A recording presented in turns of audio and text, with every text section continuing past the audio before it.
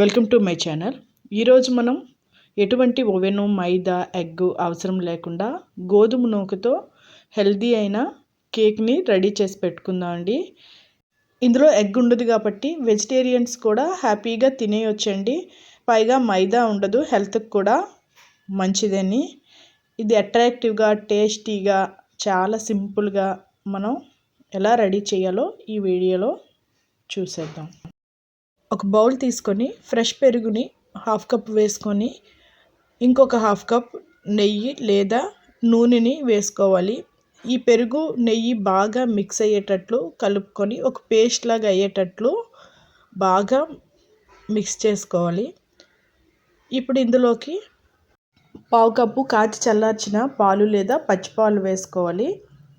ఇవి బాగా మిక్స్ చేసుకున్న తర్వాత ఒక కప్పుతో పంచదారని వేసుకొని పంచదార కరగనివ్వాలి.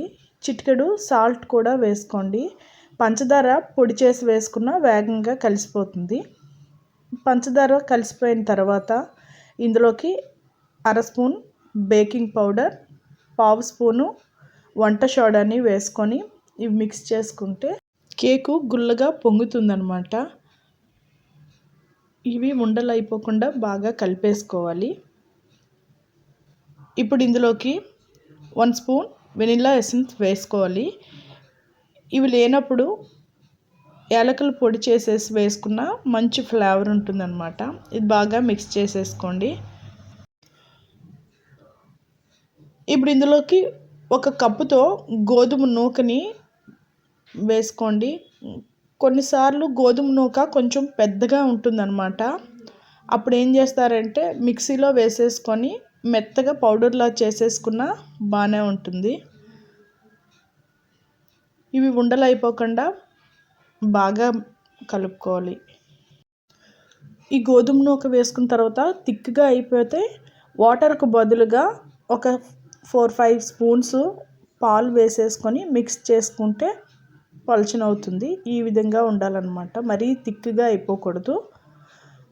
ఒక 15 మినిట్స్ వీటిని విడిచిపెట్టేయండి. ఇలాంటి కొంచెం లోతుగా ఉండే గిన్నెని తీసుకొని ఇందులోకి నెయ్యి కానీ ఆయిల్ కానీ అప్లై చేసుకొని ఒక స్పూన్తో మైదా పిండిని వేసుకొని మొత్తం అది స్ప్రెడ్ అయ్యేటట్లు చూసుకోవాలి. ఈ విధంగా చేయడం వలన కేక్ వాటికి అతుక్కోకుండా సెపరేట్ అవుతుంది. ఇప్పుడు మనం టేస్ట్ ఇంకా బాగుండాలి అనుకుంటే మధ్య మధ్యలో టూటీ ఫ్రూటీస్ వేసుకుంటే తినడానికి చాలా టేస్ట్ బాగుంటుంది. అందుకోసం ఒక 3 స్పూన్స్ టూటీ ఫ్రూటీస్ తీసుకొని అందులోకి హాఫ్ స్పూన్ మైదా పిండి కానీ కార్న్ఫ్లోర్ కానీ వేసుకోండి.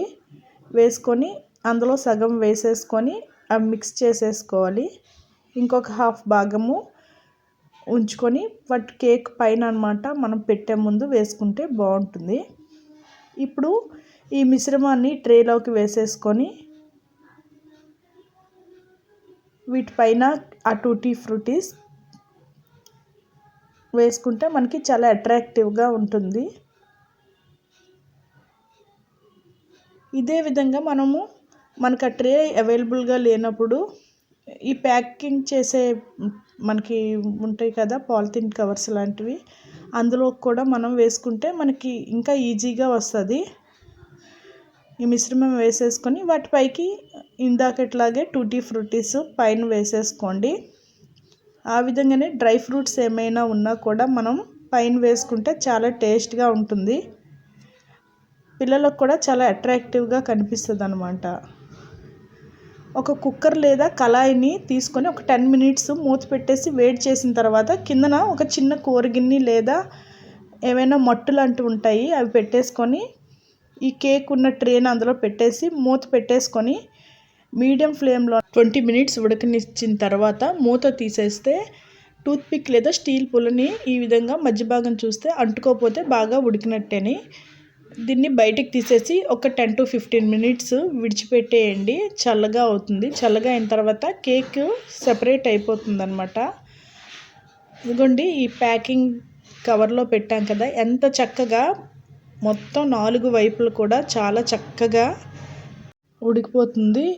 వీటిని ఇప్పుడు మనకు కావాల్సిన సైజులో పిల్లలకి పీసెస్గా కట్ చేసి వాళ్ళకి పెట్టండి. ఇందులో tutti fruttis next dry fruits అన్నీ వేస్తే చాలా టేస్ట్గా ఉంటుంది, అట్రాక్టివ్గా కూడా ఉంటుంది. ఇందులో మనం మైదా ఎగ్ ఏమి కూడా యూస్ చేయం, వెజిటేరియన్స్ కూడా తినొచ్చు. మనం పిల్లలు అడగగానే చేసి ఈజీగా పెట్టొచ్చండి. Thank you for watching.